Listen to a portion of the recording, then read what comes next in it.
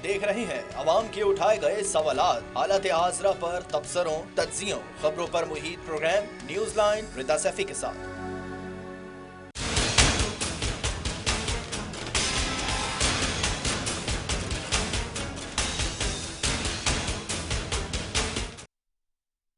अस्सलाम वालेकुम। Programme news line के साथ मैं हूं आपके होस्ट मुनीवा गुलबाजवा।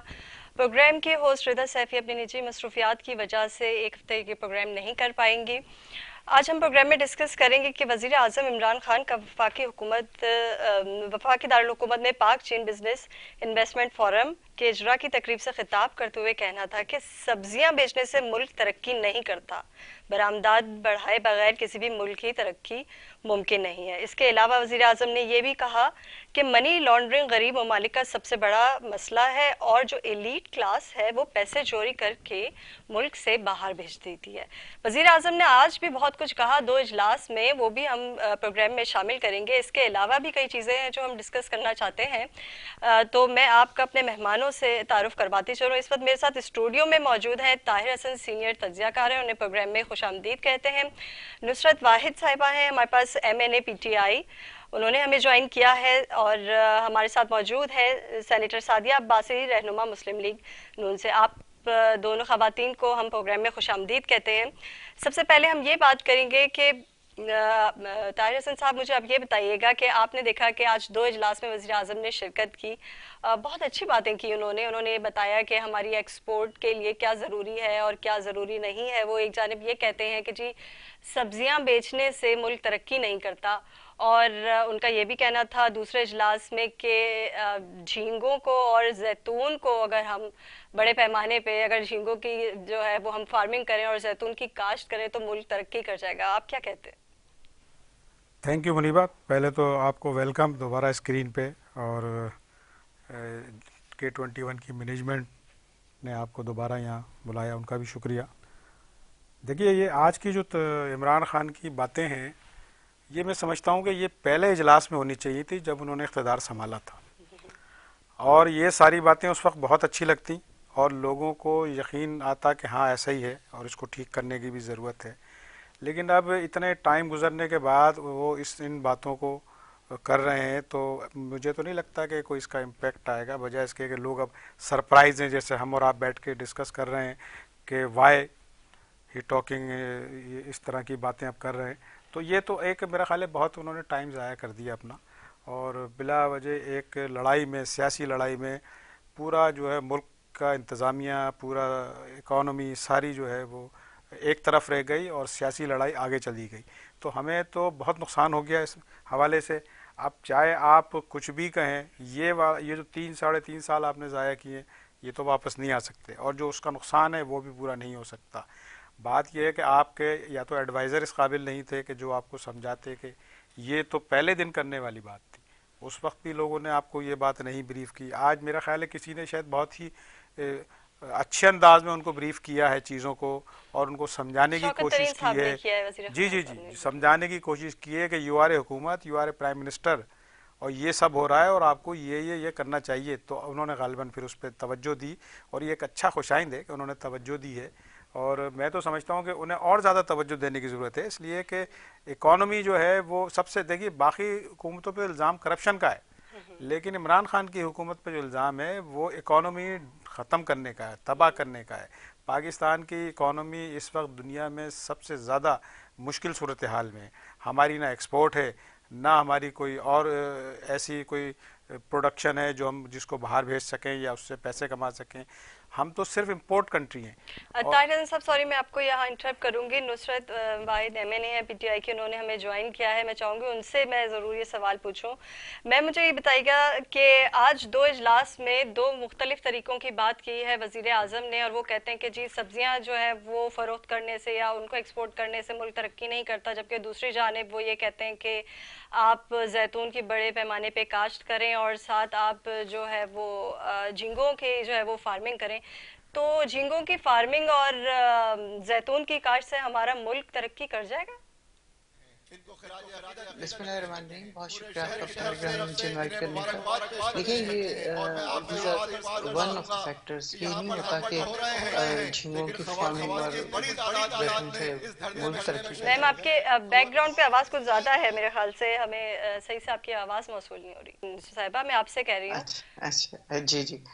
तो मैं आपको बता रही थी कि this is one of the factors. ये नहीं हो सकता कि सिर्फ झींगों से या सिर्फ जैतून से मुल्क तरक्की कर ले।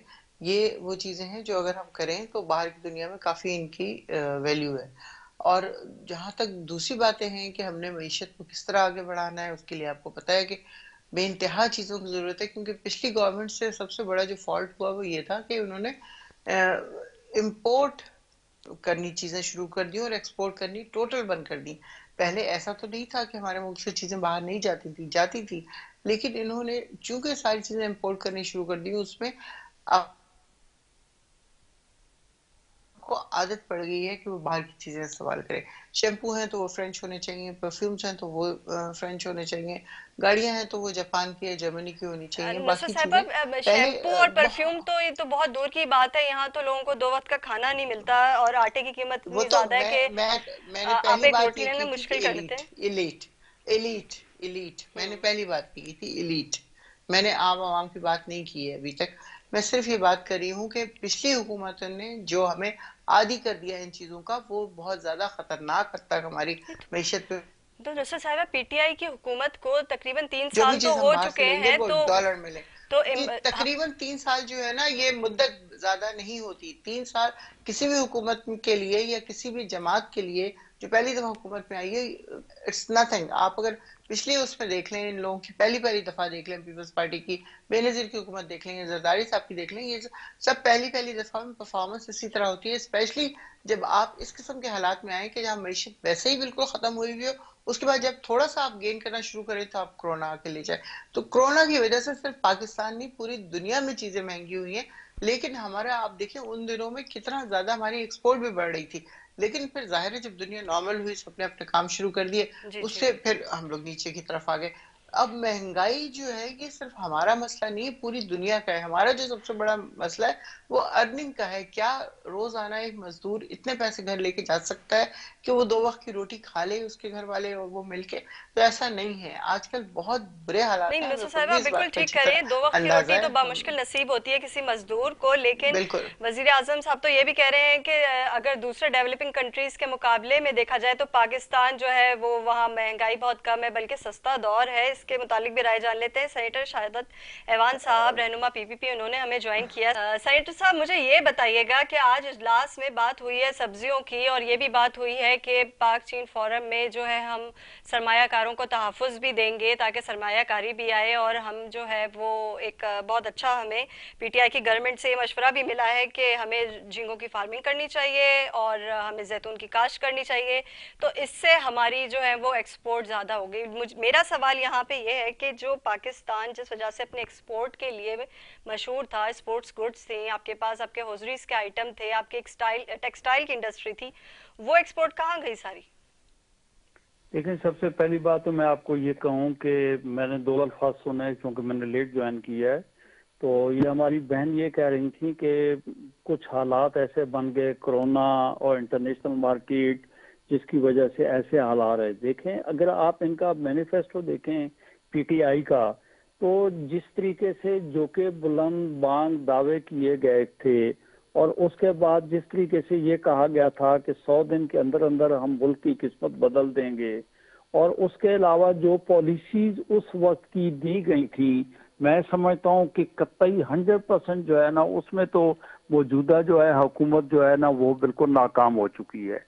और इन हालात में इस तरीके से अब ये कह देना कि भाई बात ये कि टमाटर बेहतर हो जाएंगे या अंडे मुर्गियां जो है वो बेहतर हो जाएंगी या भैंसे बेच देंगे मुल्क की इकॉनमी सही हो जाएगी, ऐसा नहीं है। इस तरीके से मुल्क जो है वो मुल्क इस तरीके से नहीं चलता है। जिस तरीके से ये है कि अब तो ये में हकीकत है कि अब जब 3 साल 3.5 साल के बाद इस गवर्नमेंट ने देख लिया है कि यहाँ पे कोई आदमी इन्वेस्टमेंट करने के लिए नहीं आ रहा था, कोई ब्यूरोक्रेट यहाँ पे कोई काम नहीं कर रहा था, कोई मुखालिफ जो है वो महफूज नहीं था, तो जब उसके बाद जाके इन्होंने हर चीज में अमेंडमेंट्स भी डाली हैं और लोगों को अब तहफ़्फ़ुज़ देने की कोशिशें कर रहे हैं, लेकिन महंगाई इतनी ज्यादा हो चुकी है कि खाने पीने की जो चीजें हैं वो देखें कि इन सालों में कितना गुना ज्यादा बढ़ चुकी हैं। गंदम, चालें, दावल, आटे, आलू, प्याज, दुनिया जहान की जो चीजें, घी वगैरह जो आम लोगों के इस्तेमाल की चीजें, वो तो उनकी मैं समझता हूँ कि इस्तेताब से बहुत आगे जा चुकी हैं। आम उसके लिहाज से अगर लोगों की आमदन बढ़ती रहती तो फिर तो ठीक है, गरीब लोग जो हैं वो अपना नाम नफका पूरा कर पाते। तो मेरे ख्याल अब ये खाली कह देना, ये हालात, आलमी हालात ऐसे हो गए हैं, तो मैं तो ये कहता हूँ कि जनाब प्राइम मिनिस्टर साहब ने, आपको याद होगा गवादर में ये कहा कि हम तो तैयार नहीं थे लेकिन हमें हुकूमत दे दी गई। अब इस तरीके से इस वक्त में अगर आप देखें तो ये ट्रैक्टर ट्राली इस तरीके से तो नहीं खिंचेगी, ये मुल्क और कौम को आप नहीं करेंगे। गैस, चीनी, गंदम, पेट्रोल, अद्वियात, रिंग रोड, कोविड, मतलब रिश्वतखोरी, बेरोजगारी, महंगाई, बदमनी, मतलब बहुत सी चीजें इस किस्म की हैं कि मैं समझता हूं कि ये इनके बस का काम नहीं है कि इसके ऊपर मौजूदा सेटअप जो है वो ये काबू पा सके। और यही वजह है कि जितने बाय आप इलेक्शन बिल्कुल सही कह रहे हैं। मैं चाह रही थी कि मैं मुस्लिम लीग नून के रहनुमा हमारे साथ मौजूद है सेनेटर सादिया बस, उनसे भी राय ले लूं। जी सेनेटर साहिबा, आप ये बताइएगा कहाँ तक मुत्तफिक हैं आप इस बात पर कि हमें क्या काश्त करना चाहिए, किस चीज़ की फार्मिंग करनी चाहिए और क्या चीज़ एक्सपोर्ट करनी चाहिए जिससे मुल्क के माशी हालात जो हैं वो बेहतर हो जाएं? देखिए, बात ये है कि इस तरह की बचकाना बातें, इस तरह की बातें जो मुल्क के हालात और जो मुल्क की इस वक्त गंभीर सूरत हाल है उससे अटेंशन डाइवर्ट करने के लिए कॉन्फ्रेंसेस में जाके एक मुल्क का वज़ीर आज़म ये बातें करे। वो बात करे फूड सिक्योरिटी की, वो बात करे कि हम किस तरह पाकिस्तान के अवाम को श्योर कर सकते हैं फूड सिक्योरिटी। फूड सिक्योरिटी से रिलेटेड जो भी है वो एक पॉलिसी होती है, पॉलिसी के तहत काम किए जाते हैं और श्रिम्प फार्मिंग से फूड सिक्योरिटी नहीं आएगी। जो असल बात ये है, पाकिस्तान की जो फिशिंग इंडस्ट्री है वो दुनिया की बेहतरीन थी, लेकिन उसके लिए यूरोपियन यूनियन ने उनको कहा था कि आप वो स्ट्रक्चर्स बनाएं जिसके तहत हम एक्सेप्ट कर सकें हैं आपकी एक्सपोर्ट्स को, और वो उन्होंने पैसे भी दिए थे, लेकिन वो सब का सब वेस्ट हो गया। उसका कोई मेरा एक और सवाल आपसे, नहीं मुझे बात कर लेने देना। अब मुझे 20 मिनट हो गए आप लोगों को सुन रही हूँ। अब बात ये है कि ये इस तरह की सिंपलिस्टिक बातें, इन्होंने एक बजट ले आए, मिनी बजट, जो बिल्कुल एक नया बजट है, उससे लोगों की अटेंशन डाइवर्ट करने के लिए उस बजट के जरिए इन्होंने स्टेट बैंक की ऑटोनॉमी को खत्म कर दिया जहां तक पाकिस्तान की सॉवरेंटी का ताल्लुक है। एक ऐसे शख्स के लिए उन्होंने पर्सनल स्पेसिफिक लेजिस्लेशन ले आए हैं कि जो हमेशा के लिए चलता रहे और उसको हुकूमत पाकिस्तान नहीं हटा सकती। नहीं, अच्छा, मेरा एक सवाल आपसे इसलिए था मैम क्योंकि अब मुस्लिम लीग नून की हुकूमत रह चुकी है, उसके बाद पीटीआई की हुकूमत आई है, तो एक ये वो जमात है जिसने कई दफ़ा जो है वो मुल्क पे हुक्मरानी की है और लोगों ने वोट दिया है, इसको जमहूरी जमात है। तो वज़ीर आज़म साहब ये भी कह रहे हैं कि वो इतने कंफ्यूज नज़र आते हैं और वो एक इस फोरम में उन्होंने पाक चीन इन्वेस्टमेंट फोरम में ये बात कही कि पाकिस्तान को सरमायाकारी के लिए चीन के फीडबैक की ज़रूरत है। जहाँ तक मुझे याद है, हम सीपैक के मुतालिक जब भी कभी प्रोग्राम करते थे या बात करते थे तो 5 साल हो गए और इस पर हमने कई प्रोग्राम्स भी किए हैं, और 5 साल के बाद भी हमें चीन के फीडबैक की ज़रूरत क्यों पेश आएगी अगर हमें यहाँ इन्वेस्टमेंट करने? देखिए, इस हुकूमत की नाक़िस पॉलिसियों की वजह से आज हम ये दिन देख रहे हैं। ये वही हुकूमत है जिन्होंने कहा था कि ये जो सीपैक का मंसूबा है ये पाकिस्तान की बका के खिलाफ है। ये बात इन्होंने कही थी जब हमारी हुकूमत आई और इन्होंने जो धरने दिए और चाइना के वज़ीर आज़म साहब जो तशरीफ ला रहे थे, $50 बिलियन की कमिटमेंट थी, इनकी वजह से वो नहीं आ सके थे। तो इनको तो कुछ समझ नहीं है, ना ही इनमें वो सेंस ऑफ रिस्पॉन्सिबिलिटी है जो पाकिस्तान के अवाम के साथ हो सकती है। हमने अल्लाह के फजल से 3 दफ़ा हुकूमत ली तो 3 दफ़ा रिकॉर्ड तरक्की पाकिस्तान ने की। ये आपके प्रोग्राम में सबसे पहले एक साहब बैठे हुए थे जिन्होंने कहा कि पिछली हुकूमतें सिर्फ करप्शन की वजह से पहचानी जाती थी। मुझे वो बताए ना, वो कौन सी करप्शन प्रूव हुई है पाकिस्तान मुस्लिम लीग नून के खिलाफ।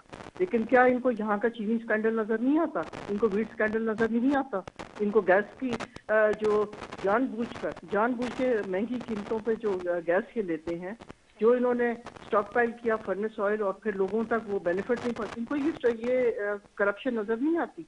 इस मुल्क में इस्टेब्लिशमेंट जब चाहे एक नैरेटिव चला देती है और मीडिया उसको पिक करता है और वो कहते हैं कि जी ये बात है। हकीकत ये है कि आज करप्शन अपने अरूज पे है, आज इनकॉम्पिटेंस अपने अरूज पे है, लेकिन इस्टेब्लिशमेंट क्योंकि इनको बैक कर रही है, इनके साथ है, तो उनको नजर कुछ नहीं आ रहा, उनको ये नहीं समझ आ रही। ये बात हम पूछ लेते हैं नुसरत भाई साहब से। नुसरत साहिबा आप मेरे साथ मौजूद हैं? जी जी जी नुसरत साहिबा, ये बताइएगा कि क्या करप्शन से मुतालिक जो भी अभी आपने गुफ्तगू सुनी, आप उस पर क्या राय देंगी कि अभी की हुकूमत में क्या वो करप्शन नहीं है जो पिछली हुकूमतों में थी करप्शन? और हम जब भी करप्शन की बात करते हैं हम कहते हैं जी पुराने जो हमारे हुक्मरान थे वो इतना करप्ट कर गए मुल्क को, इसलिए हमारा मुल्क तरक्की नहीं कर रहा। तो सुप्रीम पावर तो अभी पीटीआई के पास है, वजीर आजम इतनी बड़ी सीट पे बैठे हैं, वजीर आजम है, तो 3 साल में वो 2 फैमिलीज जिन्होंने अरबों रुपए लूटे, क्या वो उनसे वो पैसा निकलवा नहीं सके? वो अरबों डॉलर्स कहाँ हैं जो मुल्क में वापस आने हैं? देखिए, जो बहुत ज्यादा इम्पोर्टेंट चीज है ना इसमें समझने वाली बात जो है वो ये है कि ये व्हाइट कॉलर क्राइम है। जो पैसा जो अभी मेरी बहन फरमा रही थी कि नून लीग की करप्शन साबित नहीं हुई, तो इस व्हाइट कॉलर क्राइम में होता ही ये है कि आप प्रूफ नहीं कर सकते, और अगर प्रूफ हो भी जाए तो आप उनसे ये पैसे बिल्कुल जेन्युइन थे, आप बहुत ज्यादा शरीफ लोग थे, आपने कोई बेईमानी नहीं की, कोई चोरी नहीं की, कोई डाका नहीं डाला, लेकिन आपके इतने बड़े बड़े फ्लैट दुनिया के महंगे तरीन जगह पे बने हुए हैं, उसके अलावा आपकी 26,000 कनाल पे रायमंड बना हुआ है, उसके अलावा आप देख लें बेइंतहा इनकी मिलें पूरी दुनिया में फैली हुई है, खुद ब खुद बन गया। इत्तेफाक फाउंड्री तो अभी की बात है, ज़ियाउल हक के जमाने में वो एक छोटी सी 1.5 उस पे कनाल पे बनी हुई वो एक फैक्ट्री है, दैट्स ऑल। उससे इतनी तरक्की हो गई, उसमें इतनी बनी कमाई काला के भी तो मेरे ख्याल से वो काफी सोर्सेस थे। वसी अराजी पे बना हुआ है। ये लाहौर में बना हुआ है, मुझे पता नहीं एग्जैक्ट कौन सी जगह है, लेकिन बहरहाल ये सब कुछ खुद ब खुद आ गया। पैसा जाहिर है इलीगल था, तो ये आज तक उसको प्रूफ नहीं कर सके ना, कोई सबूत नहीं दे सके, कतरी खत आ गया वो गलत हो गया, फॉन्ट आ गया वो गलत हो गया, हर चीज गलत हो रही है। तो ये एक मतलब हमारे इदारे इतने अच्छे नहीं हैं, उनकी इन्वेस्टिगेशन इतनी अच्छी नहीं है कि व्हाइट कॉलर क्राइम्स को वो पकड़ सकें अभी तक, और जो अरबों डॉलर्स बाहर गए हैं वो वापस नहीं आ सकते हैं। लेकिन वो हुकूमतें जिन्होंने अपने इनके पैसे रखे हुए हैं वो कभी भी वापस नहीं करेंगी। उनके लिए बहुत बड़ा खजाना है वो, जो उनकी इकोनॉमी को चला रहा है, वो कैसे इस चीज को वापस कर देंगी? तो ये एक छोटी सी बात नहीं है। मैं ये नहीं कह रही कि हमारी हुकूमत में करप्शन नहीं कर रहे होगी, बहुत सारे लोग होंगे जो कर रहे होंगे, लेकिन सिर्फ एक वक्त का इंतजार हो रहा है कि 5 साल गुजर जाएं, ये लोग हुकूमत से उतर जाएं अगर, तो नैब हमारे ऊपर भी हमला करेगी उतनी ही तरह, उसी तरह जिस तरह के इनके ऊपर हुआ है। तो ऐसी बात नहीं कि किसी को बख्श दिया जाएगा। प्राइम मिनिस्टर ने यहाँ तक कहा था कि अगर मैं कुछ करूंगा तो मुझे भी पकड़ा जाए। ऐसी बात नहीं है कि उनको छोड़ दिया जाएगा और इनको पकड़ा हुआ है। और लेकिन आप ये देखें कि इनके जितने लीडर्स हैं, चाहे वो नीन लीग के हों चाहे पीपल्स पार्टी के, सबके सब बाहर हैं। अंदर गए, पकड़ा, जो भी हुई इन्वेस्टिगेशन, उसके बाद उनको जमानत पे रिहाई मिल गई, सबके सब बाहर हैं। इनके अपने जो जेन्युइन बड़े यहाँ एक लीडर ब्रेक का हैं। वक्त हो गया, मैं आपसे इसी से यहीं से जो है वो बात शुरू करूंगी कि जो जिन्होंने करप्शन की है और जो मुख्तलिफ हुकूमतों में रहे हैं पिछले दौर में, अदवार में, वो मुल्क से बाहर है। लेकिन यहाँ हम एक ब्रेक लेते हैं, ब्रेक के बाद दोबारा हाजिर होंगे।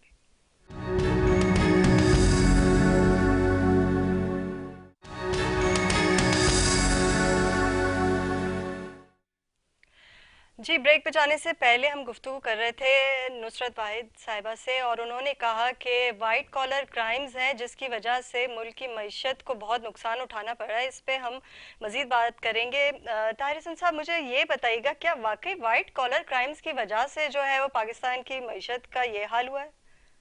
देखिए, सबसे पहले तो मैं सेनेटर सादिया अब्बासी साहब ने एक बात कही, वो शायद गलत फहमी की वजह से उनको सुनाई दिया। वज़ीर आज़म, साबिक़ वज़ीर आज़म की बहन है वो। मैंने ये कहा था कि अगर इल्ज़ाम आता है साबिक़ा हुकूमतों पर करप्शन का, तो मौजूदा हुकूमत पे इकॉनमी तबाह करने का भी बातें हो रही हैं। तो ये मैंने किसी पे बराह रास्त इल्ज़ाम नहीं लगाया था, तो और ना ही हम इस तरह की बातें करते हैं। लेकिन वो जो आपने बात की कि करप्शन की और उसके इन्वेस्टिगेशन की, तो जाहिर है कि हमारे इदारे कमज़ोर हैं और वो पॉलिटिकल इन्फ्लुएंस उनमें इतना है कि वो प्रॉपर इन्वेस्टिगेशन भी नहीं कर पाते। आपने देखा कि किस तरह साबिक़ DGFIA को हटाया गया, इससे पहले भी और जो DGFIA थे उनको भी किस तरीके से हटाया गया, क्योंकि जब वो इन्वेस्टिगेशन शुरू करते हैं और मामला तक पहुंचने की कोशिश करते हैं तो उनको हटा दिया जाता है। तो ये तो बात बिल्कुल ठीक है, लेकिन एक बात ये बिल्कुल ठीक है कि मौजूदा हुकूमत में भी करप्शन उतनी ही है, सिर्फ करप्शन करने वालों की शक्लें बदल गई हैं और कुछ और लोग आ गए हैं करप्शन करने के लिए, लेकिन ये करप्शन ख़त्म नहीं हुई है और ना इमरान खान इसको काबू कर सकें। और मैं ये समझता हूँ कि इमरान खान जितना टाइम अपने ऑफिस को देते हैं और जितना हुकूमत को टाइम देते हैं, अगर उससे कहीं ज़्यादा दें तो शायद कुछ हालात बेहतर हो जाए। लेकिन नहीं तो आज तो वज़ीर आज़म ने ये भी कहा ना कि मनी लॉन्ड्रिंग गरीब ममालिक का सबसे बड़ा मसला है और जितने भी अशराफिया हैं वो पैसा चोरी करके बाहर भेज देते हैं। तो 3 साल में आप किसी भी दो खानदान का खासतौर पे बहुत ज़्यादा जिक्र होता है, तो क्या उन 2 खानदानों में से आप कुछ भी वापस नहीं ला सके मुल्क में से? ये किस तरह के इदारे हैं, किस तरह की इन्वेस्टिगेशन है कि 3 साल गुजर गए? देखिए, इस इन्वेस्टिगेशन को या इस तरह के मामलात को जब आप पॉलिटिसाइज करेंगे और उसको पॉलिटिकल स्कोर सेटल करने में के लिए यूज़ करेंगे तो फिर इदारे जो है वो मुश्किल में आते हैं और फिर वो फैसले करने में उनके लिए मुश्किल होती है। अब आप देखें जिस तरीके से स्टेट बैंक को अब इंडिपेंडेंट कर दिया गया है या इंडिपेंडेंट करने की बातें हो रही हैं, तो ये कोई अच्छी अलामत नहीं है। और इससे मुल्क को जो नुकसान होगा वो अशराफिया के लिए हो सकता है, शायद आसानियाँ और पैदा हो जाएं बाहर मनी लॉन्ड्रिंग भेजने की पैसे और उनको इस तरीके से और सारे मामलात में इंटरफेयर करने की। देखिए, हमारे मुल्क में तो पीपल्स पार्टी जो थी वो एग्रीकल्चर बेस्ड पार्टी थी और वो एग्रीकल्चर को प्रमोट करती थी। उसके ज़माने में गंदम और चीनी जो है वो एक्सपोर्ट होती थी। फिर इसी तरह मियाँ नवाज शरीफ की हुकूमत जो थी वो इंडस्ट्रीज बेस्ड थी, कारखाने लगाने की हुकूमत थी। उन्होंने कारखाने लगाए और उन्होंने काफ़ी तरक्की दी है। लेकिन इमरान खान के बारे में अभी तक हम ये नहीं कह पाए कि ये ना एग्रो बेस्ड है या ना इंडस्ट्रियल बेस्ड है, ना ये इकोनॉमी बेस्ड है। वो हेल्थ कार्ड तो दे रहे हैं, किसानों के लिए भी कोई कार्ड इशू कर रहे हैं आज, तो कोई फर्क पड़ेगा इससे? देखिए, किसानों के लिए आप कार्ड जरूर इशू करें, लेकिन उनके लिए खाद तो पहले ला के दें, उनके लिए पानी का तो बंदोबस्त करें। आप जो है वो झींगे की फार्मिंग की बात कर रहे हैं, पाकिस्तान की समंदरी हदूद में आपने हज़ारों ट्रॉलर को अलाउ कर दिया है जो मछलियाँ और झींगा जो है ले जा रहे हैं। आपके लाखों जो फिशरमैन है वो भूखे मर रहे हैं। तो आप सारे मामला तो आपके सामने ही है, आपको सिर्फ ऑर्डर करना और रोकना है। वो ऑर्डर क्यों नहीं कर पा रहे हैं आप? कौन रोक रहा है आपको? आप ये बताएं, या ये कि आपकी इनकॉम्पिटेंसी जो है वो इतनी बढ़ गई है? मैं इस पे मौक़िफ़ ले लूं सेनेटर सादिया अब्बासी साहिबा का। सेनेटर साहिबा, आप हमारे साथ हैं? सेनेटर सादिया अब्बासी, आपको मेरी आवाज़ आ रही है? अच्छा, मैं सेनेटर शहादत ऐवान साहब से पूछूंगी कि आपका क्या मौक़िफ़ होगा सेनेटर साहब, कि आप इस बात पे क्या रिएक्ट करेंगे कि जी हमारे वाइट कॉलर क्राइम्स थे जिसकी वजह से हमारी मईशत डाउन हो गई? देखिए, सबसे पहली बात तो मैं ये गुजारिश करूं कि हमारे मुल्क में पार्लिमानी निज़ाम है और पार्टीज इलेक्शन में जाने से पहले अपना मैनिफेस्टो देती हैं, और इस पार्टी ने जो मैनिफेस्टो दिया तो बात ये कि इनका क्लेम पीटीआई के मौजूदा गवर्नमेंट का तो ये था कि इस मुल्क में जो इनके बकौल जो करप्शन थी उसको ये जट से उठा फेंकेंगे।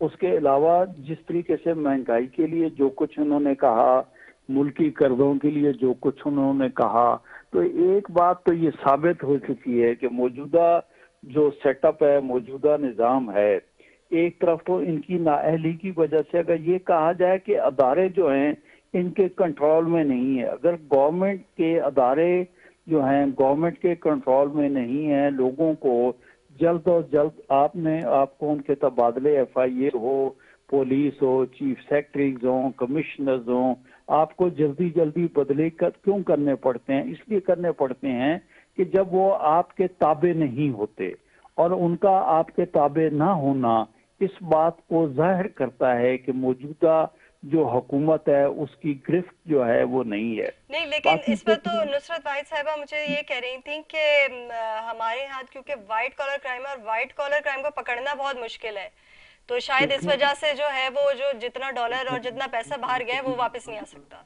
आपका कहना बजाय ये, अगर नुसरत साहिबा ये बात कह रही हैं तो मैं समझता हूँ ये MNA ये जो बात तस्लीम कर रही हैं, इसका मतलब है PTI जो है ये तस्लीम कर रही है अपनी इस कमजोरी को। मैं ये अगर कहूँ तो मेरे ख्याल मुनासिब नहीं होगा कि अपनी नाअहली को कि वो क्राइम को डिटेक्ट ही नहीं कर पाए, जबकि इनके दावे वहीद जो हैं वो तो बहुत बेतहाशा थे।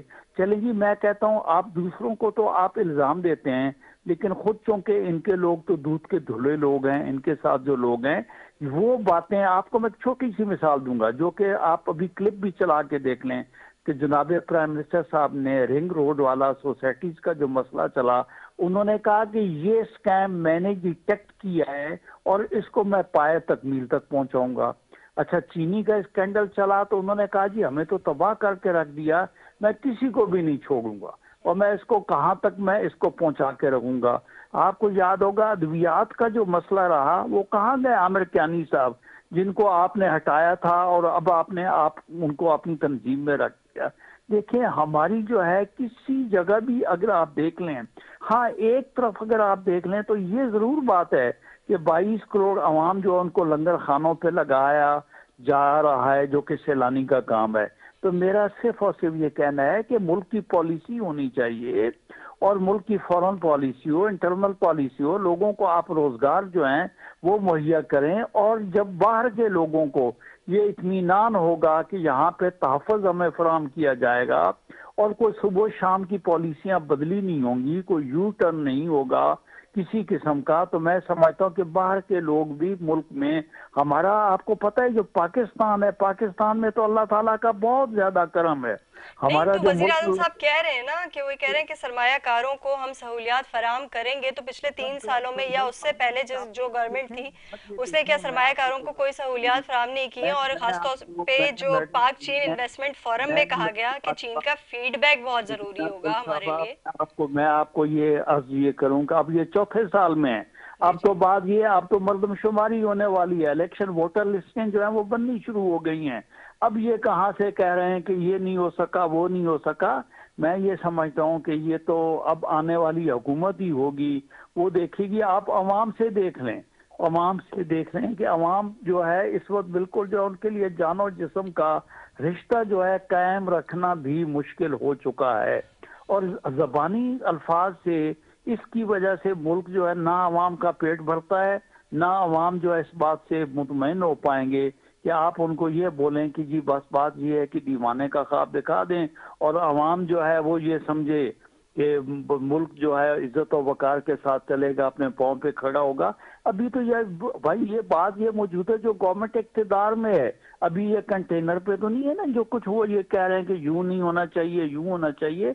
मेरा कहना ये, खुदा के वास्ते इन अवाम पे रहम किया जाए और कम से कम देखें हुकूमत जो होती है वो अफवाहों तफहीम के साथ पॉलिसीज जो हैं वो बना के चलती है, तभी जाके मुल्क जो है तभी जाके आगे चलता है। बिल्कुल, दूसरी अपोजिशन पार्टीज को भी जो है वो कॉन्फिडेंस में लेना चाहिए। नुसरत साहिबा, मुझे ये बताइएगा कि आपने गुफ्तगू सुनी सेनेटर सादिया अब्बासी की भी और सेनेटर शहादत ऐवान की भी, और उनका कहना ये था कि जो हुकूमत है वो क्या ये इस बात को मानने के लिए तैयार है कि वो नाअहल रहे हैं पिछले 3 सालों में और सरमायाकारी को फ़रोग़ नहीं दे पाए और मुल्क के माशी निज़ाम को जो है वो दुरुस्त नहीं कर पाए? ये नाअहली जो है ना, ये एक वो लफ्ज है जिसका इन लोगों ने right from the very first day, मैंने आपसे जैसे पहले कहा कि इन लोगों ने अडॉप्ट किया ये लफ्ज, और इसके बाद हर रोज आपको बताया जापान में एक साइंटिस्ट ने तजुर्बा किया और उसने पानी के 2 गिलास रखे जी जी कि तुम बहुत बुरे हो, और वो रोजाना तकरीबन 1 महीने तक ये बात दोनों से करता रहा। उसके बाद उसने उनको फ्रीज कर दिया, दोनों गिलासों को अलग अलग। तो आप कैन यू बिलीव कि जिसको वो कहता था कि तुम बुरे हो, उसके क्रिस्टल इतने खराब थे कि देख के नजर आ रहा था कि हाँ this is not good thing, और जिसको वो तारीफ करता था वो बेइंतहा खिले हुए उसके क्रिस्टल से। तो उससे पता चला कि इंसान तो फिर बहुत डिफरेंट चीज है। अगर पानी के ऊपर ये नहीं, पानी पे जो एक्सपेरिमेंट काम कर रहा है, तो पाकिस्तान की जो 22 करोड़ अवाम पे ये एक्सपेरिमेंट काम करेगा, जिसको हर वक्त यही सुनने को मिलता है कि जी आए दिन खबर आती है कि आज बिजली के नरखों में इजाफा हो गया, आज आटा महंगा हो गया, चीनी महंगी हो गई। इसमें हुकूमत कुछ नहीं कर सकती। जो चीजें बाहर की हैं उसके बारे में कुछ नहीं किया जा सकता। आपको याद है एक नहीं, दफा पेट्रोल ये की तो कीमत हमारे कम हुई मुल्क की, थी ये और डेली की नुसरत साहिबा, मतलब बिल्कुल मैं यही आपसे अर्ज लेट कर रही हूँ कि लेट मी आपको याद है एक एक्सप्लेन दफा दिस थिंग, पेट्रोल की लेट मी कीमत कम एक्सप्लेन की दिस थी। थिंग। देखिए, नहीं हम आटा, मुझे पहले चीनी, अपनी बात दाल, कर लेने, चावल मुझे की समझ बात आ कर गई रहे हैं आपकी हम, बात, मुझे एक्सटर्नल आपकी फैक्टर्स की बात तो बात ही समझ नहीं आ कर गई, रहे। मुझे आपकी बात समझ आ गई है, प्लीज मेरी बात सुन लें। जी जी, बिल्कुल बिल्कुल, आप मैं बताएं। आपसे अर्ज ये कर रही हूँ कि एक दफा पेट्रोल की कीमत कम की थी गवर्नमेंट ने, और पेट्रोल पंप बंद हो गए थे, कहीं पेट्रोल नहीं मिल रहा था अनटिल उसकी कीमत वापस की गई। तो पेट्रोल जो है वो रिलेटेड है बाहर की कीमतों से। जब पेट्रोल महंगा होता है तो हर चीज ये लोग महंगी करते हैं। मिडिल मैन की बात मैं कर रही हूँ, ये लोग हर चीज का बहाना बनाते हैं जी, वहां से आई है तो वो इतनी महंगी हो नहीं तो गई, हमारी पेट्रोल की गाड़ी कीमतें का क्यों बढ़ किराया रही इतना हैं? महंगा आपने हो गया। एलएनजी जो है वो दूसरे ममालिक ने 6-6 महीने की स्टोर कर ली, और पाकिस्तान जो है वो 36 पाकिस्तान के डॉलर्स पर पास जाकर नहीं उसने थी वो मुआहिदा जगह, किया, जब 4 से 5 पाकिस्तान डॉलर के पे मिल रही पास थी वो एलएनजी, जगह तब नहीं स्टोर नहीं है की कि हम उन्होंने। स्टोर करें। ये पिछली हुकूमतों का काम था ना कि वो इस तरह के स्टोरेज की जगह बना के जाते हैं तीन जहाँ साल से रखी जा आप लोग सकती हैं है। हुकूमत में, कैसे मुस्लिम 3 लीग साल नून कुछ और जो नहीं है वो होता पीपल्स भाई, पार्टी 3 कैसे साल स्टोर कर कुछ सकती नहीं है? होता। ये पहले थे, इनको नहीं चाहिए था कि ये अपने उसमें इस तरह की जगह बनाए जहां पे वो अपने ऑयल को या पेट्रोल को या गैस को रख सके। कुछ भी नहीं किया इन लोगों ने, सारी चीज आ जाती है कि 3 साल हो गए, 3 साल हो गए, 30 साल नहीं हुए इन लोगों को, 30 साल हो गए, एक नहीं को तो 50 साल क्या हो गए हुकूमत पाकिस्तान की करते। अवाम को 30 तीन साल का साल इज इंतजार करना नथिंग। पड़ेगा? ये तो बड़ी अजीब बिल्कुल नहीं सी वो करना बात है। पड़ेगा। आप ये देखिए कि किस तरह कोशिश कर रहा है आपका prime minister.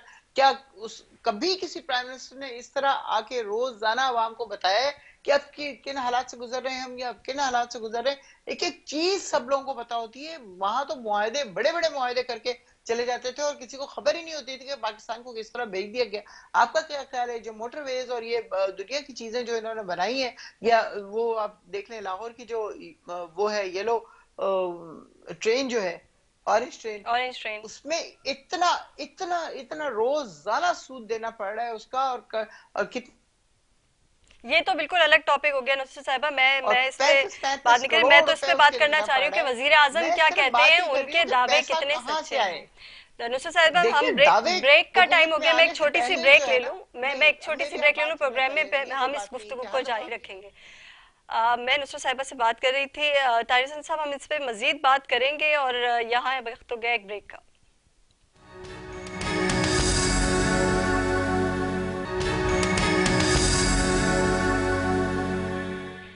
Welcome back. Break पे जाने से पहले हम बात कर रहे थे नुसरत वाहिद साहिबा से, एमएनए पीटीआई, और मेरा ख्याल से हमारे उनसे रब्ता मुनक़ता हो गया। मैं बात करूंगी तारिक हसन साहब से। तारिक हसन साहब, मुझे आप ये बताइएगा कि पीटीआई ये कह रही है कि जो है जब भी उनसे बात की जाए, हम एक्सपोर्ट की बात कर रहे हैं, तो वो ये कहते हैं जी पिछली हुकूमतों पे मलबा डाल देते हैं, और वो कहते हैं वाइट कॉलर क्राइम ज़्यादा हैं। जब हम करप्शन की बात करते हैं और वाइट कॉलर क्राइम्स हम डिटेक्ट नहीं कर सकते।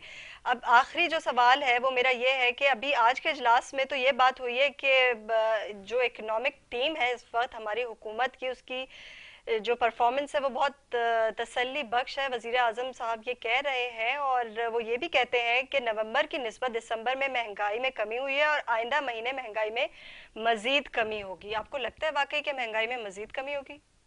देखिए, एक तो मैं नुसरत वाहिद की जो आपने बात सुनी, उसमें वो ऐसा लग रहा था जैसे किसी घर में सास बहू का झगड़ा होता है कि ये सास जो है 30 साल से बैठी हुई है और मैं तो अभी 3 साल हुए आए हुए, तो जब मैं 30 साल हो जाएंगे तो मैं काम करूंगी।